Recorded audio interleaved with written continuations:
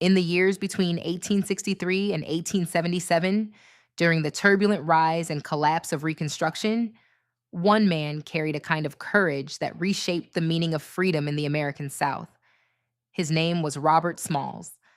And long before he became a congressman, long before his speeches echoed through the halls of Washington, he held real law enforcement authority in Beaufort County, South Carolina. Authority earned through grit, brilliance, and a refusal to bow to fear. Robert Smalls was born enslaved in 1839 in Beaufort.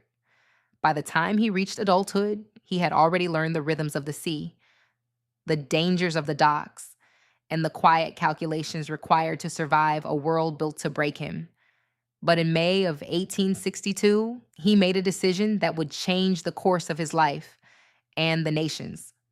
Under the cover of darkness, Smalls commandeered the Confederate ship planter, sailed it past enemy lines, and delivered it into Union hands. That single act transformed him from property into legend. But his story didn't end with wartime heroism.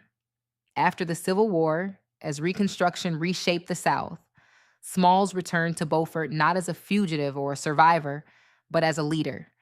He purchased the home where he had once been enslaved. He built schools. He fought for voting rights. And in the late 1860s, he stepped into a role few expected a Black man to hold: county-level law enforcement authority. In Beaufort County, Robert Smalls was entrusted with the power to enforce taxes, oversee deputies, maintain order, and carry out the law. This wasn't symbolic. It wasn't honorary.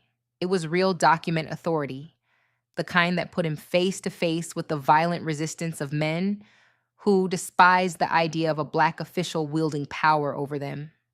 Smalls understood the danger. Reconstruction South Carolina was a battleground. White supremacist groups terrorized Black voters, attacked Black officials, and tried to dismantle every gain made since emancipation. But Robert Smalls did not bend. He enforced the law with a steady hand, refusing to be intimidated by threats, mobs, or the constant shadow of violence. His leadership helped stabilize Beaufort County during one of the most volatile periods in American history. He protected freedmen from exploitation. He ensured taxes were collected fairly. He held deputies accountable. And he used his authority to strengthen the very institutions that Reconstruction's enemies sought to destroy. By the early 1870s, Smalls' reputation had grown far beyond county lines.